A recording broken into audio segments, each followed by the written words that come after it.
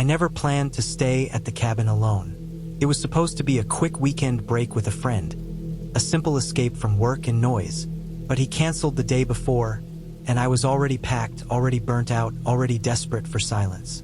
I told myself a quiet weekend alone in the woods would be good for me. By the time I reached the cabin, the sky was already turning pale gray, the air heavy and cool like it was holding its breath.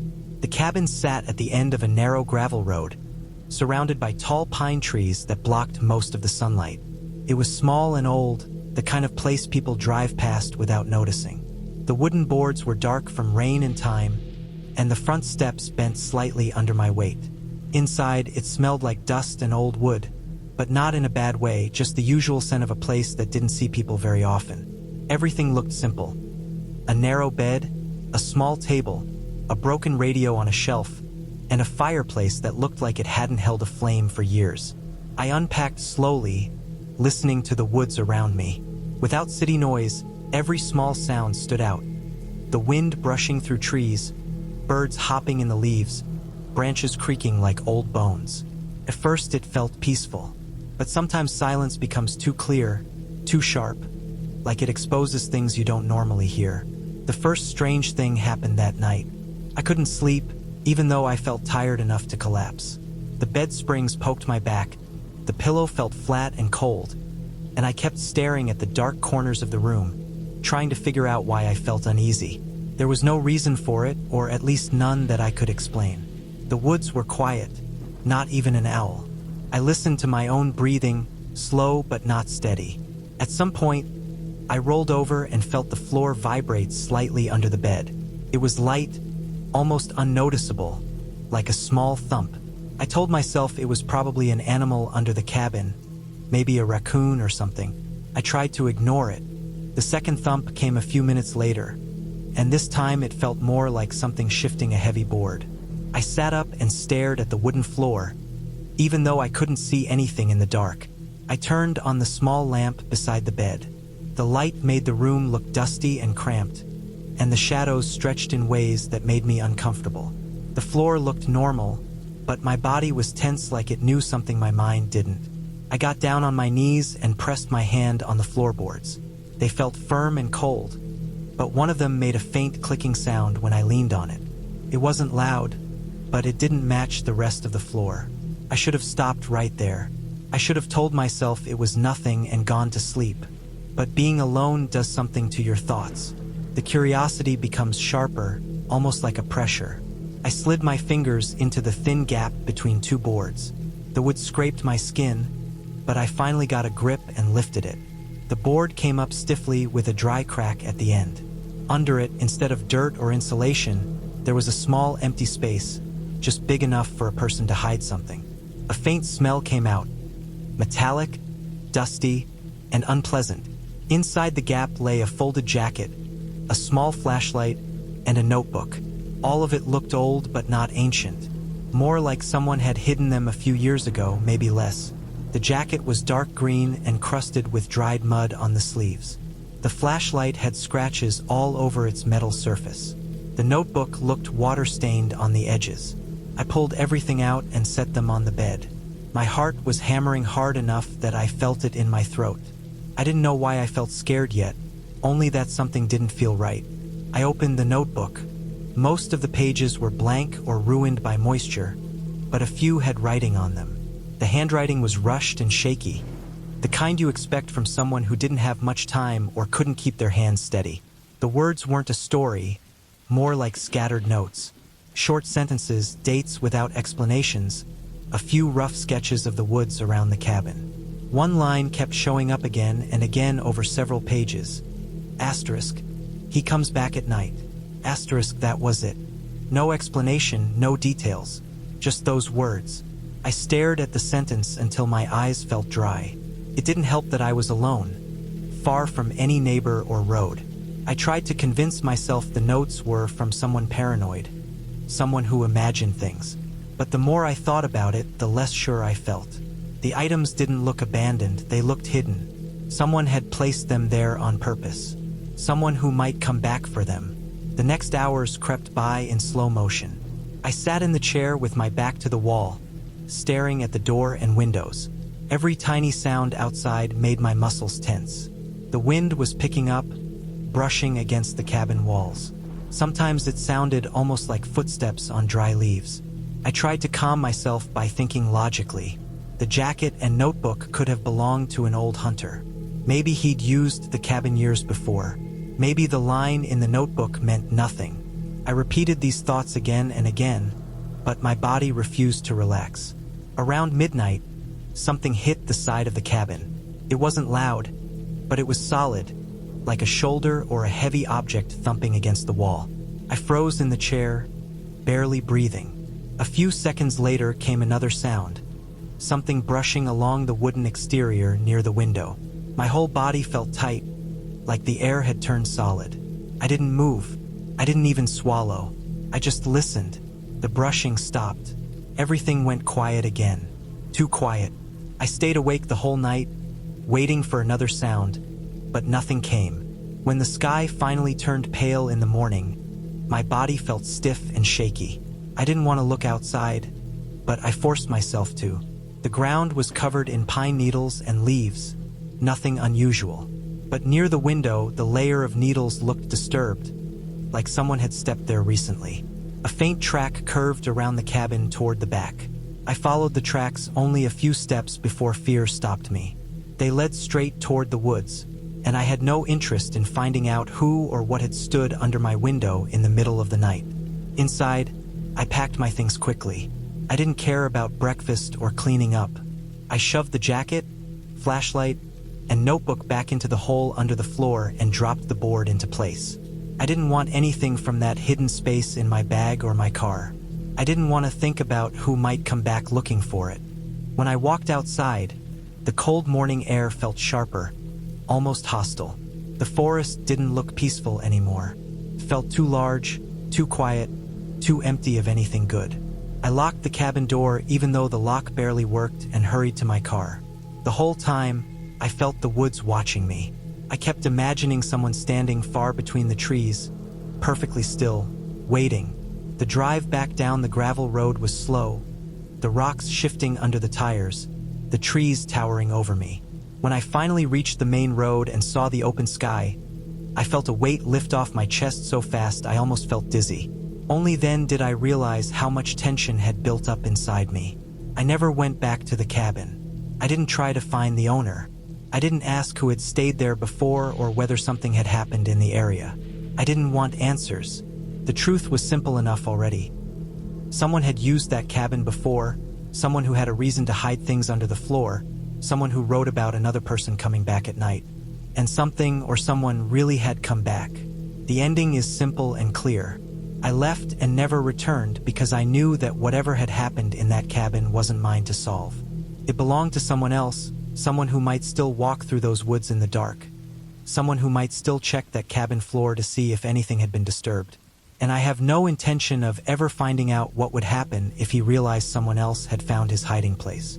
I left it exactly the way I found it, and that is the only reason I believe I made it out of there without becoming another note in that old ruined notebook. I never planned to spend a night alone in that cabin. It started because I wanted a break from everything: work, noise, people. I had been taking long drives on weekends, looking for quiet places outside the city. That day, I followed a narrow road deep into the forest. I didn't have a goal in mind. I only wanted time by myself, away from screens and voices and the constant pressure that had been building in my head for months. The road kept getting thinner as I drove. Branches scraped the top of my car, and fallen leaves covered the asphalt so thickly that at times I couldn't tell where the road actually was. I should have turned back, but I kept going because the silence felt good. I could almost taste it. No sounds except the soft hum of the engine and the occasional crack of a broken stick under the tires. When I finally reached the end of the road, I saw a clearing. In the middle of it stood an old wooden cabin, small, dark, and completely out of place. There were no other signs of life around it. No other houses, no cars, no trails leading farther into the woods. Just that one cabin sitting alone. I don't know why I walked up to it. Maybe I was curious, Or maybe part of me liked the idea of being somewhere so isolated that even a phone signal couldn't reach. The front steps creaked when I tested them with my boot. The door was unlocked. I remember thinking that was strange, but I didn't care enough to stop myself. I pushed the door open and stepped inside. The air was cold and smelled like old wood, dust, and something else I couldn't name right away. Not rot exactly, but something close. Stale. Heavy. There was only one main room with a small side area that could have been a kitchen once. A narrow hall led to what I guessed was the bedroom. Everything looked abandoned, but not destroyed. The furniture was still in place, though worn down and covered in a thin layer of dust. I told myself I wouldn't stay long, maybe just sit for a few minutes and breathe. Then I noticed the small metal latch on the table. It looked like the kind used to lock storage boxes or trunks. Next to it was a half-burned candle that had melted over the edge of a makeshift holder made from a jar. The wax had dried in long pale streaks down its side. I walked to the window and looked outside. The clearing seemed smaller from inside the cabin, as if the trees were leaning in closer now. The forest felt too quiet. No birds, no insects. Even the wind seemed to have paused. A light tension started to build in the back of my mind, but I ignored it. I checked the bedroom next. There was a single bed pushed against the far wall. A thin mattress, a torn blanket, and a wooden crate used as a bedside table. Something was carved into the wall above the bed, but the light was too dim to read it. I stepped back and returned to the main room. I should have left then, but I didn't. I sat in the old chair by the table and rested my arms on the wood. The silence made me tired. I closed my eyes for a moment. Just a moment. When I opened them again, it was darker outside than it should have been. I had either fallen asleep or lost track of time. I didn't like the idea of having slept without meaning to, not in a place like that. My body felt heavy and slow as I stood up. I reached for my phone but remembered there was no signal anyway. I decided to leave. I grabbed the door handle, pulled it open halfway, and froze. My footprints in the dirt outside weren't the only footprints anymore. There were new ones, larger, deeper, and leading straight to the cabin door. They circled the cabin once or twice, then stopped right at the threshold where I was standing. I felt a cold pressure in my stomach. I looked around the clearing, but it was already too dark to see clearly. The sky was covered by thick clouds. No moonlight, no stars, just a dull gray haze. The forest seemed even quieter now. I shut the door and locked it, even though the old lock didn't feel very strong. My breathing changed to short, shallow bursts. I pressed my ear to the door. Nothing. No footsteps, no rustling, no breathing on the other side. Just stillness. I backed away from the door and grabbed one of the wooden chairs. I wedged it under the doorknob to make it harder to push open. Then I walked around the cabin, checking the windows. All three of them had simple sliding latches. I locked each one. The whole time, I told myself the prints could have belonged to a hunter, or a hiker, or some local who walked by earlier and I simply hadn't noticed. But the prints were fresh, sharp edges. No rain or dew on them. I sat on the chair again and listened to my own heartbeat as it echoed in my ears. I tried to breathe slowly. I tried to stay calm. I told myself the person could be gone already. Maybe they never even looked inside. Maybe they were lost and just walking in circles. Then I heard it, a soft thump on the outside wall. It wasn't loud, but it was clear. Someone or something had hit the wall lightly, as if testing the structure. Another thump, closer to the window. My chest tightened so much it hurt. I stayed completely still. I didn't breathe. I didn't blink. I waited. Another thump. This one lower on the wall near the floor. Slow. Intentional. I moved quietly toward the corner farthest from the windows and crouched on the floor. The wood felt cold under my hands. I stared at the door, waiting for the chair to slide or fall, waiting for the handle to turn. But nothing else happened for a long time. Minutes passed, maybe more than an hour. The sounds stopped completely, yet the silence felt worse than the noises. My mind kept replaying the prints in the dirt, the way they circled the cabin, the way they ended right at the door. Someone had been watching the cabin before I even arrived. Or maybe they arrived while I slept. I didn't want to stay until morning, but leaving in the dark felt even more dangerous. I forced myself to sit there and wait. Every small sound inside the cabin, a floorboard shifting, the wood flexing, made my muscles tense. At some point, I must have drifted into a half-sleep, because the next thing I felt was a vibration, soft and rhythmic. I realized it was coming from the door.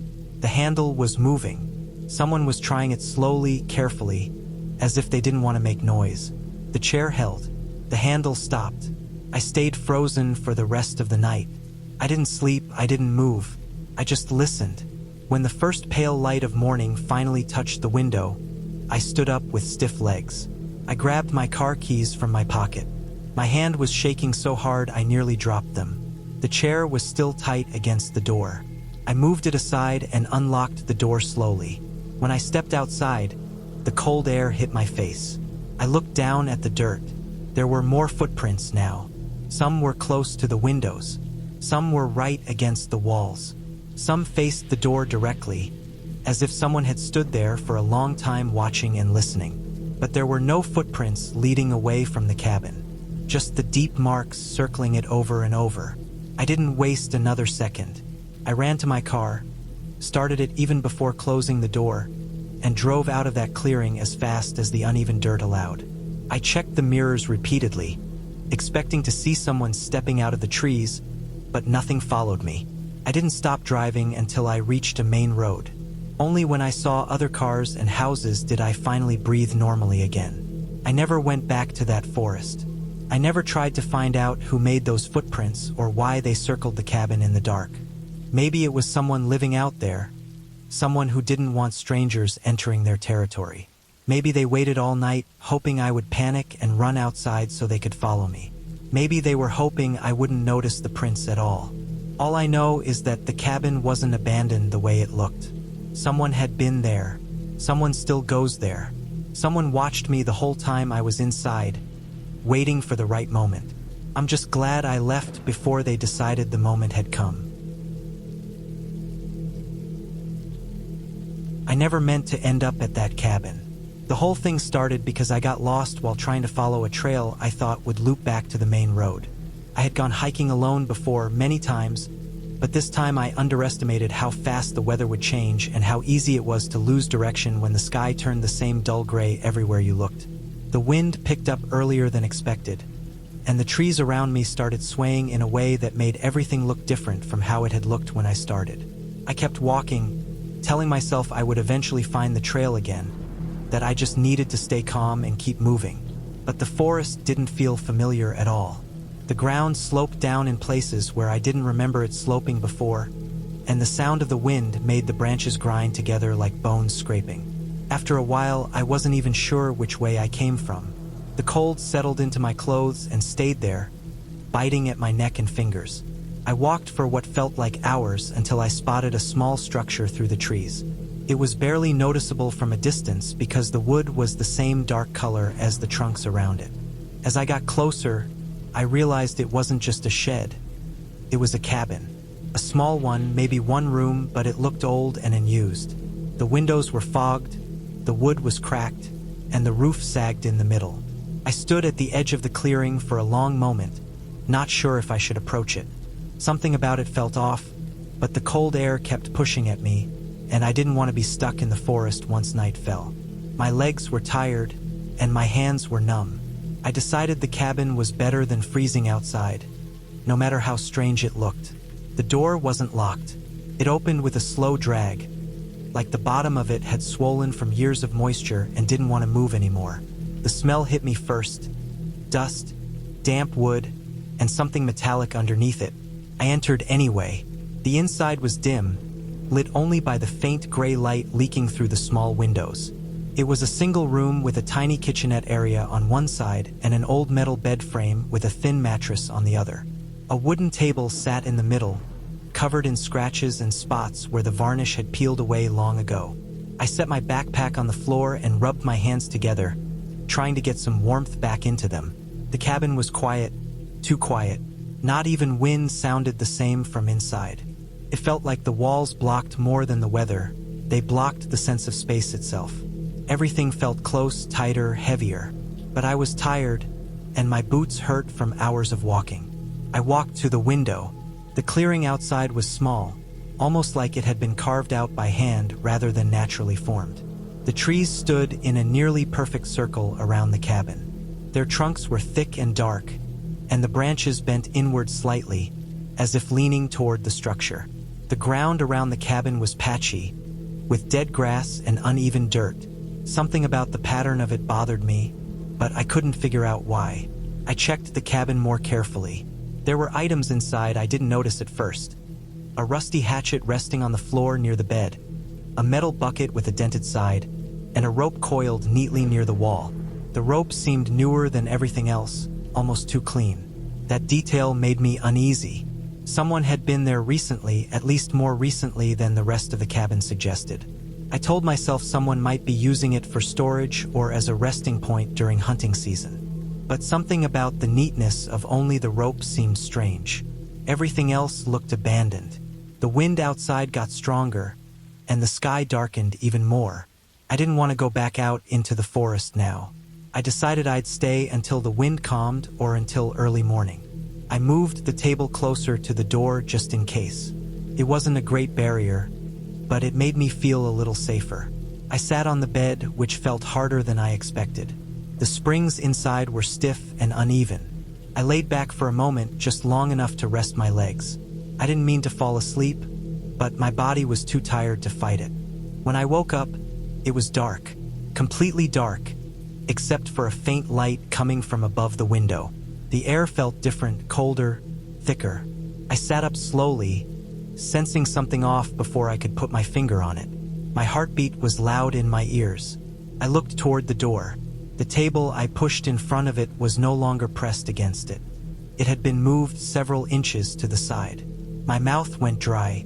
I stared at the door for a long time, waiting for the sound of footsteps or breathing. But the cabin was silent. Too silent. The kind of silence that makes your mind tell you things are wrong even before you know why. I got up slowly and stepped toward the door.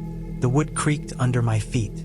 I pressed my hand lightly against the table and tried to picture how much force it would take to shove it aside. It wasn't heavy, but it didn't slide easily either. Someone had moved it. Someone had been inside while I was asleep. I looked for signs, dust patterns, footprints, anything. But the floor was too uneven and old to show anything clearly.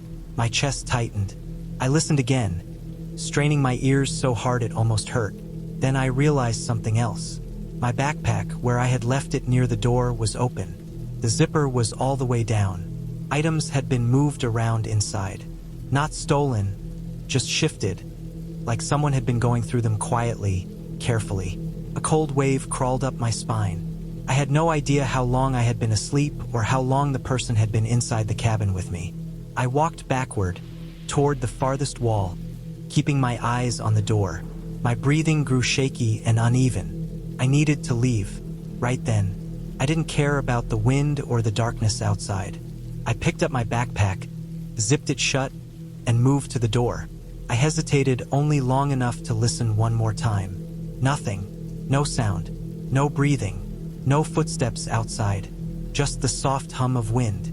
I slid the door open slowly, careful not to make noise. Cold air rushed in and hit my face. The clearing outside looked even stranger in the dark. The trees were tall silhouettes, forming a tight circle that felt too symmetrical to be natural. The branches hung lower now, or maybe it only looked that way in the low light. I stepped out and closed the door behind me without letting it slam. My boots sank slightly into the soft ground. The forest felt alive in a way that didn't involve animals or other sounds. It was the feeling of being watched by something real, something human, something hiding. I walked toward the tree line, trying to move fast without making noise. But as soon as I reached the edge of the clearing, I noticed something in the dirt near the trees. Footprints. Not mine. Bigger. Deeper. Several of them. They circled the cabin. They stopped near the window. They stopped near the door. They stopped near the place where I had just walked out moments earlier. And there was something even worse. There were no footprints leading away, only footprints coming in. I felt my throat tighten. I forced my legs to move, stepping into the forest, pushing through branches. I didn't care which direction I went. I only wanted distance between me and that cabin. Every few seconds I looked behind me, expecting to see a silhouette stepping out of the clearing. I walked fast, then ran when I felt enough branches behind me shift in a way that didn't match the wind. I didn't stop running for a long time. Eventually I found a dirt road. Not the one I had come from, but a road I could follow. I didn't stop until I reached a ranger station miles later. I told them I got lost. I didn't mention the cabin or the footprints or the table being moved or the backpack being disturbed. I didn't want to explain something I didn't understand myself. I never went hiking alone after that. I never tried to find the cabin again. But sometimes when I think about it, the part that scares me the most isn't that someone was inside with me. It's that they were quiet enough that I never woke up. They moved the table. They went through my things. They stood over me long enough to check everything I had. And then they left without making a sound. Whoever they were, they knew how to move in the dark without being noticed. They knew how to circle a place without leaving a trail out. They knew how to be patient. And the cabin wasn't abandoned. Not really. It was a place someone used. A place they knew people like me might wander into by mistake. I'm just lucky I woke up before they came back for whatever they wanted next. I didn't plan to spend the night in that cabin. I didn't even plan to be anywhere near that part of the mountains. The whole thing started with a wrong turn, a dead battery on my phone, and a storm that came in faster than anything I had seen before. I had driven up there to get away for a day, to clear my head, to stop thinking about work and bills and the noise of my own life. I told myself the back roads would be peaceful. I told myself I needed quiet. I didn't know how quiet the world could get until that night. The rain started suddenly, thick drops hitting the windshield so hard they sounded like gravel. The sky went from pale blue to a heavy, dark gray in minutes. My wipers could barely keep up. I slowed down, squinting at the twisting mountain road, but the fog came in right behind the rain, building in front of me like a wall. The pavement disappeared under it. The guardrails vanished. I pulled to the side, thinking I'd wait for the worst of it to pass, but the wind picked up, pushing the car just enough to make me uneasy. I didn't want to stay there. I didn't want to risk sliding down the mountain if the wheels lost traction. The road was too narrow, too slick. I needed shelter. I drove slowly, almost blind, following the faintest hint of road markings under the fog. After a few minutes, I spotted a narrow dirt path branching off to the right. I knew I shouldn't take it. I had no idea where it led, but the storm was growing too strong. I turned onto it, tires crunching over gravel and mud. The path led downhill slightly, winding between tall trees. Rain hammered the windshield in waves. Branches bent low from the wind, some of them scraping the side of the car as I passed. The mud got thicker, and at one point the tires spun for a moment before catching again. I gripped the wheel tighter. My breath felt strange and shallow. Just when I thought the road would lead nowhere, I saw a faint shape through the trees. A dark outline, square, solid. As I got closer, I realized it was a cabin. Old, wooden, and sitting alone in a small clearing that looked like it hadn't seen visitors in years. The roof sagged on one side, and the porch railing leaned inward, warped from age and weather. But it was shelter, and I needed that more than anything. I pulled up close, turned off the engine, and stepped out into the rain. The air was cold enough to sting my skin. Mud sucked at my shoes as I hurried to the porch. The boards felt soft under my weight, like they could break if I stepped wrong. I pushed the door open. It wasn't locked. Inside was dim and smelled like wet wood, dust, and something metallic under it all. The air was stale. The room was small, with a tiny kitchen area, a wooden table, and a bed frame with a thin mattress. The windows were fogged from the humidity outside, and the whole place felt like it had been left alone for far too long. But it was dry. I closed the door behind me and wiped rain from my face. For a moment I stood still, listening to the sound of the storm hammering the roof.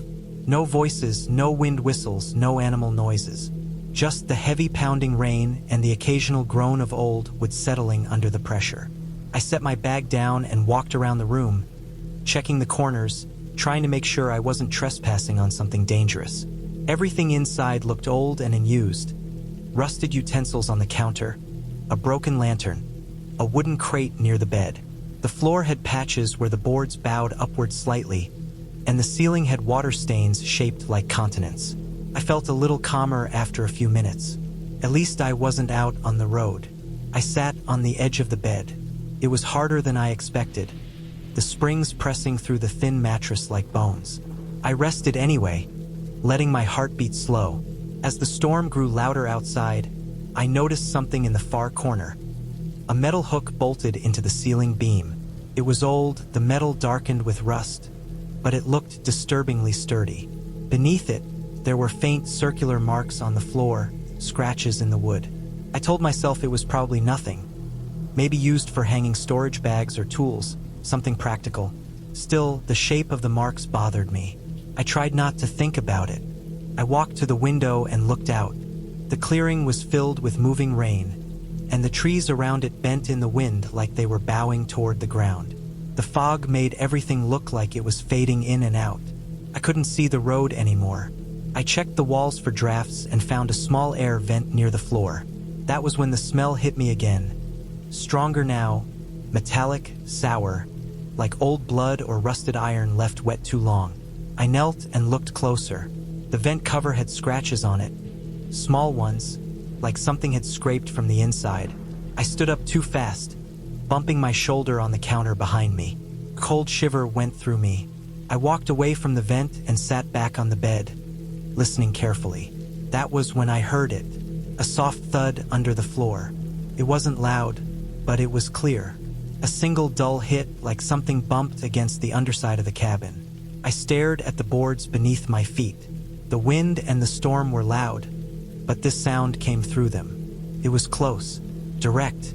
I waited, barely breathing. Another thud, this one softer but higher up, like something shifting under the floorboards.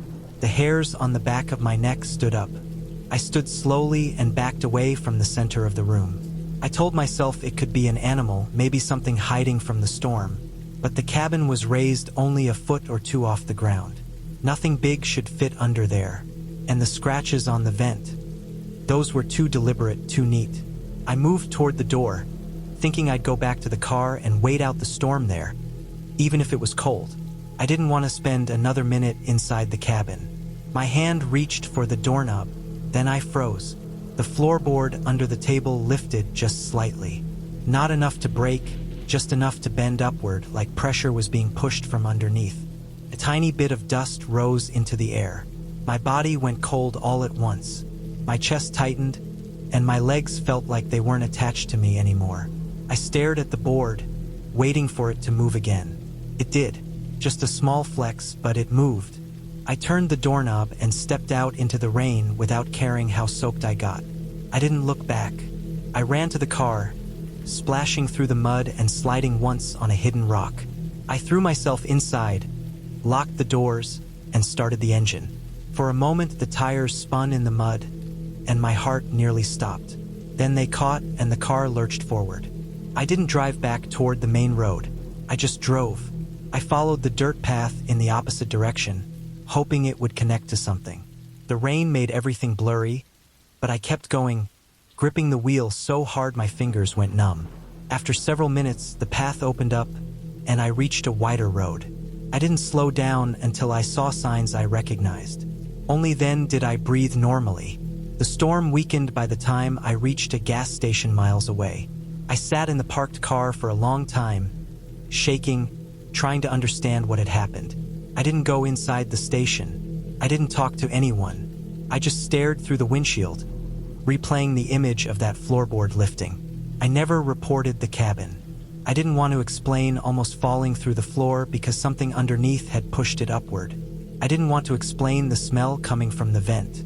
I didn't want to think about who or what could have been under there. But the part that stays with me, the part that comes back when I try to sleep, isn't the thuds or the scratches. It's the table. Because when I ran out, I noticed something I didn't see before. The table wasn't where it had been when I first entered. It had been moved a few inches closer to the bed. Something under the cabin had been pushing its way up for longer than I realized.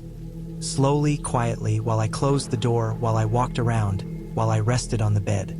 Someone had been trying to come up through the floor while I was inside, and I left only minutes before they finally pushed hard enough to lift the boards.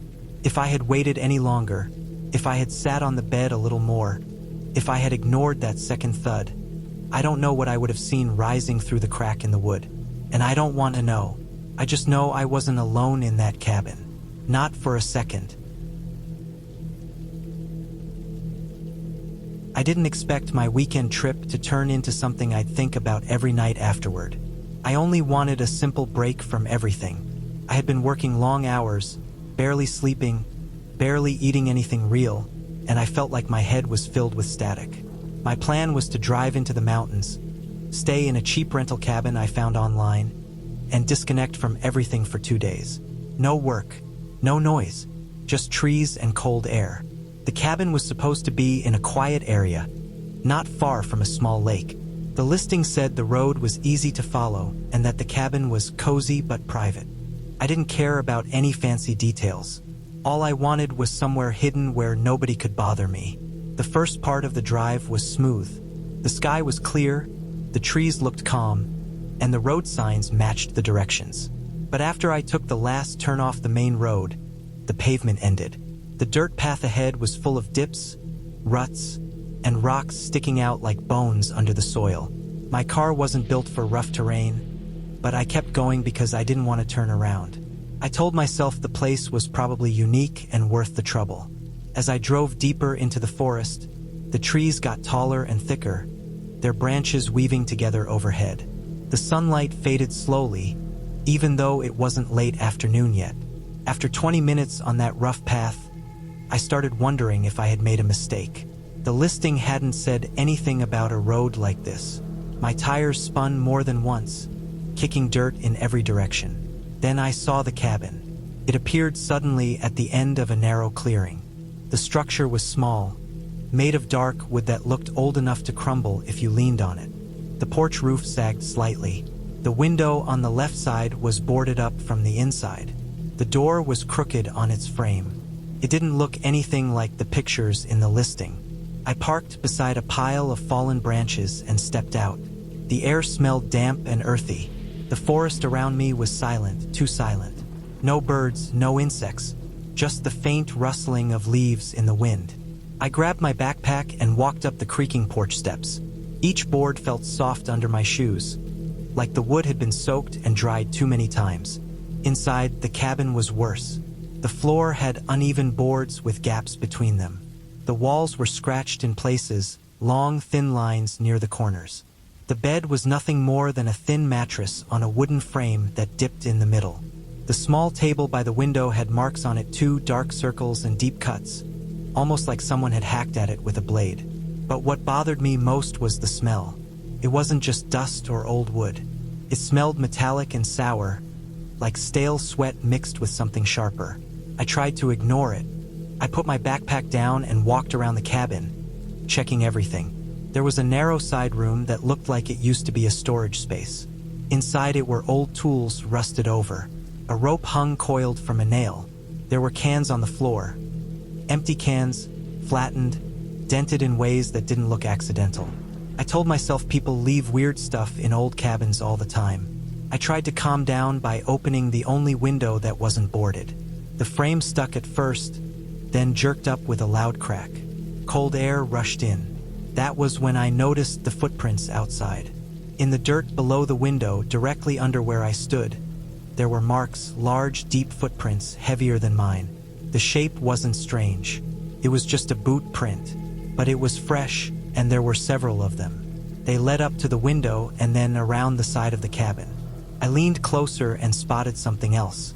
My tire tracks were the only fresh tracks on the road behind me, but these footprints didn't come from that direction. They came from the trees. Whoever had made them came through the forest. That tightened something in my chest. I stepped away from the window and closed it. The latch felt loose, so I pushed a chair in front of it to keep it shut. I didn't know why I did that, just instinct. I told myself I'd stay one night and leave first thing in the morning. I wasn't going to waste money on a ruined trip. The air was cold inside, so I put on my jacket and sat on the bed. I listened to the faint sounds outside, the occasional groan of a tree bending, the rustle of leaves. After an hour, the noises blended together.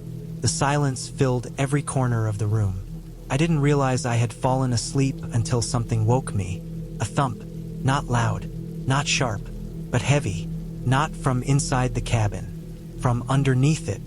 I sat up, heart pounding, staring at the floor. The bed frame creaked under my sudden movement. I held my breath and waited. Another thump, this one slightly to the right under the floorboards beside the table. I didn't move. My hands were shaking, and my ears felt hot. The cabin was raised on short stilts, maybe a foot or two off the ground. Something could fit under there, but it would be cramped, cold, and miserable. The idea of anything crawling beneath me made my skin crawl. I listened for a long time. The thumping stopped. I wasn't sure if I had imagined it, or if something had shifted positions and gone still. I got up slowly and walked to the door, avoiding the spots where the thumps came from. The door had the same loose latch as the window, so I slid the table in front of it. The legs screeched against the wood. Then I froze, because the table didn't sit flat on the floor. One of its legs lifted slightly, as if something underneath the cabin was pushing upward. It wasn't much, just enough to tilt the table for a second before it settled again. But I saw it clearly. Something was under the floorboards, and it was strong enough to lift a piece of furniture, even if only by a little. I backed up to the farthest corner, breathing faster. I kept my eyes on the floor. My mind tried to make sense of it. An animal? But no animal I knew made movements like that, or left footprints like the ones I saw outside. I didn't sleep after that. I sat in the corner with my knees pulled up, waiting for the sun. Hours passed slowly. The dark inside the cabin felt heavier than normal darkness. Every noise sounded too close. Every shift in the wind sounded like breathing. My limbs were stiff from sitting still for so long. Finally, light started to show through the window. I didn't waste a second. I grabbed my backpack, moved the table aside, and shoved the door open. The cold morning air hit my lungs so fast it hurt. Outside, the dirt around the cabin was covered in new footprints. They circled the structure again and again, stopping at each window and both doors. There were scrape marks near the base of the cabin too. Long, shallow drag marks in the soil where something had shifted or crawled or dragged itself underneath. I didn't look back again. I ran to the car, tossed my bag inside, and drove as fast as the dirt path allowed. The trees seemed to lean over the road, and every branch I passed felt like a warning. My tires hit rocks, slid in mud, and bounced through dips, but I didn't slow down. I kept checking the mirrors, expecting to see someone step out of the forest. But nobody came out. When I reached the main road, I didn't stop driving until I got home. I didn't file a complaint with the cabin owner. I didn't ask for a refund. I didn't tell anyone the full story because I didn't want to explain the things I couldn't understand. But the truth is simple. Someone was under that cabin. Someone who moved quietly. Someone who came through the forest without using the roads. Someone who circled the cabin again and again during the night. Someone who waited. And the only reason I'm sure of that is because, when I left, the footprints didn't lead away. They only led toward the cabin. Dozens of them, all pointing inward, all pointing at me. I left before whoever was under those floorboards was ready to come out fully. And that's the only reason I am still here to tell the story.